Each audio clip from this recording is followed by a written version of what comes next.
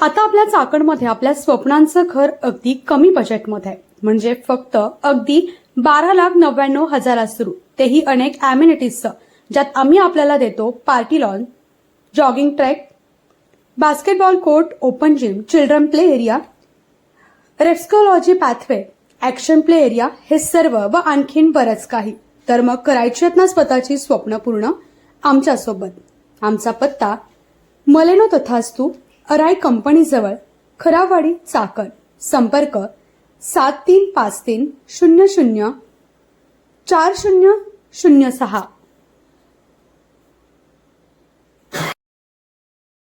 अध्यक्ष महोदय, सबसे पहले मैं महात्मा ज्योतिराव फुले को अभिवादन करना चाहूंगा, कारण महात्मा फुल्यांनी लिहिलेला शेतकऱ्याचा असूड हा सरकारच्या अनेक धोरणांवर ओढण्याची आता वेळ आलेली. अध्यक्ष महोदय, जहां देश की 2/3 आबादी खेती पर निर्भर है, वही खेती के लिए आवंटन है मात्र 3.1%. मार्केट इंटरवेंशन स्कीम हो या फिर प्राइस सपोर्ट स्कीम हो, उसके लिए आवंटन है 0. प्रधानमंत्री फसल बीमा योजना में कटौती है 23%. अध्यक्ष महोदय, माननीय प्रधानमंत्री जी ने महाराष्ट्र में आकर किसानों को गारंटी दी थी सोयाबीन को 6,000 रुपए प्रति क्विंटल दाम देने की, लेकिन एमएसपी मिली 4,800, और उसमें भी एमएसपी पर जो खरीद हुई वो खरीद है मात्र 20%. बाकी 80% किसानों को अपना सोयाबीन 3,500 4,000 में बेचना पड़ा, जहां की लागत का खर्चा है 7,000 रुपए प्रति क्विंटल. तो कैसे होगी कि किसान की आय दुगनी, और क्या हुई माननीय मोदी जी की गारंटी? अध्यक्ष महोदय, अभी सरकार सोयाबीन के दाम बढ़ाने के लिए एडिबल ऑयल्स पर इंपोर्ट ड्यूटी लादने की बात कर रही है, पण हा रोगापेक्षा इलाज भयंकर है, क्योंकि उससे सोयाबीन के दाम नहीं बढ़ेंगे, उससे सिर्फ बढ़ेगी तो महंगाई बढ़ेगी. सोयाबीन के दामों पर अगर हमें असर करना है तो जो मक्के की डीडीजीएस है और जो सोया डीओसी है, जो 120 लाख टन अभी भी देश में पड़ा है, उसको एक्सपोर्ट करने के बारे में सोचना होगा. लेकिन सरकार पर पोल्ट्री और पशु खाद्य इंडस्ट्री की ऐसा क्या दबाव है कि सरकार सोया डीओसी एक्सपोर्ट नहीं कर रही है? मेरी सरकार से गुजारिश है कि कम से कम 15 से 20 लाख मेट्रिक टन सोया डीओसी एक्सपोर्ट किया जाए. और वैसा ही बहुत इंपॉर्टेंट मुद्दा है प्याज का. जब प्याज को एमएसपी देने की बात आती है तो सरकार कहती है कि प्याज जीवनावश्यक वस्तु नहीं है, लेकिन जैसे ही किसान को 4 पैसे मिलने का अवसर निर्माण होता है तो सरकार निर्यात पर पाबंदी लगा देती है, निर्यात शुल्क लाद देती है और कहती है प्याज तो जीवनावश्यक वस्तु है.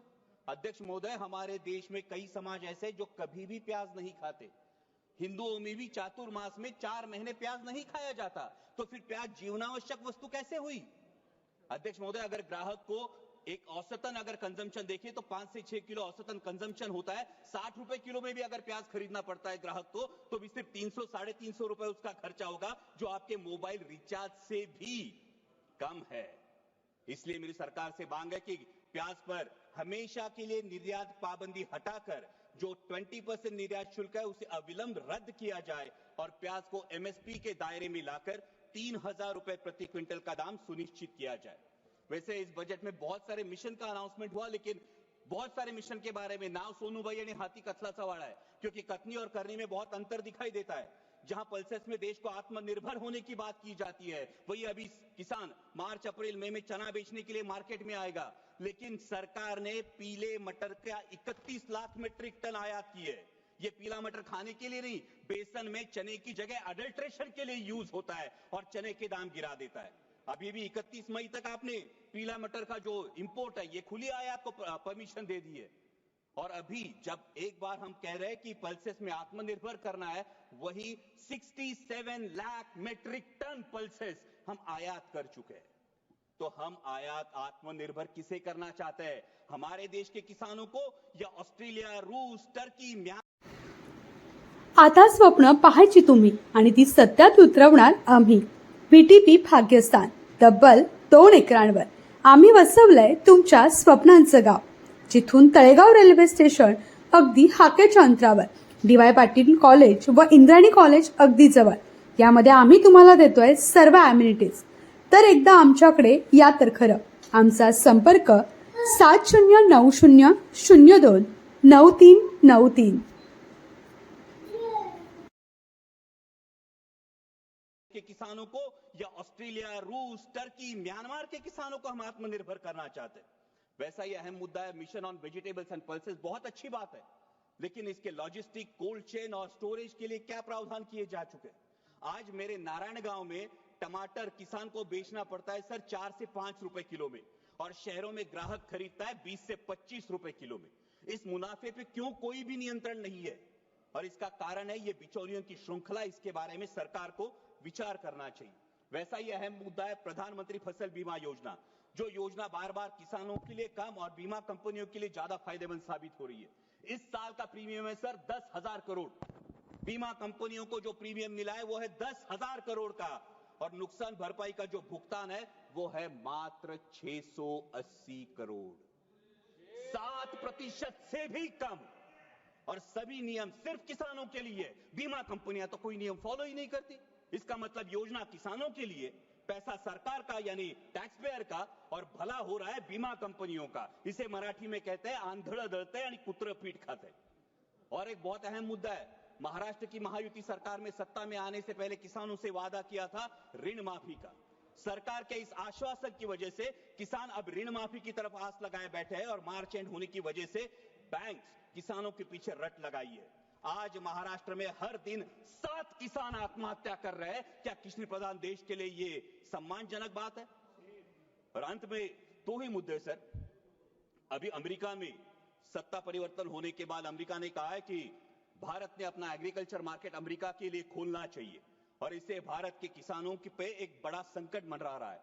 लेकिन सरकार ने अभी तक इसमें कोई स्पष्टता नहीं दी है, क्योंकि अमेरिका का किसान सोयाबीन का जो उत्पादन लेता है अध्यक्ष महोदय, वो 30 लाख क्विंटल पर हेक्टर लेता है, लेकिन हमारे देश का किसान सिर्फ 10 लाख क्विंटल पर हेक्टर लेता है। क्योंकि अमेरिका के किसान को जेनेटिकली मॉडिफाइड जीएम वैरायटी लगाने का अधिकार है, हमारे किसान को नहीं।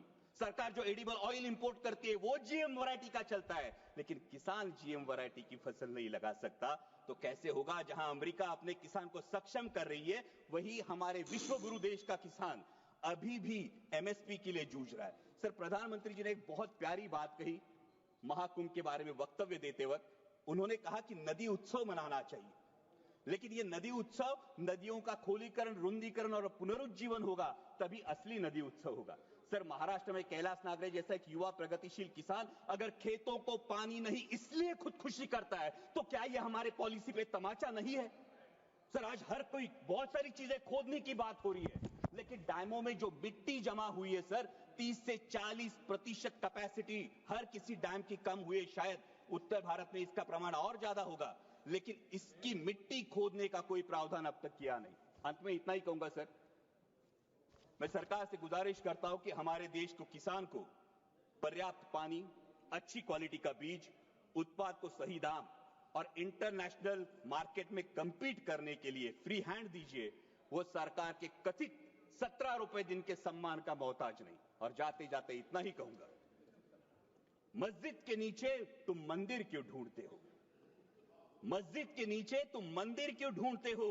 भविष्य की ओर देखो, तुम इतिहास पर क्यों लड़ते हो? ठीक है, धन्यवाद। वो लड़ाएंगे भड़काएंगे, वो लड़ाएंगे भड़काएंगे, लेकिन राष्ट्रहित का रुख तू कर। किसानों के हित में हमेशा इंसानियत की बात तू कर, इंसानियत बात तू कर। जय शिवराय, धन्यवाद।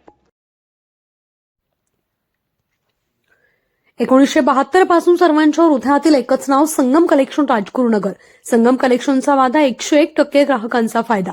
नवीन वर्षांची नवीन सुरुवात, 15 ते 60% भरघोस सूट. तर मग आजच भेट द्या संगम कलेक्शन राजगुरुनगर.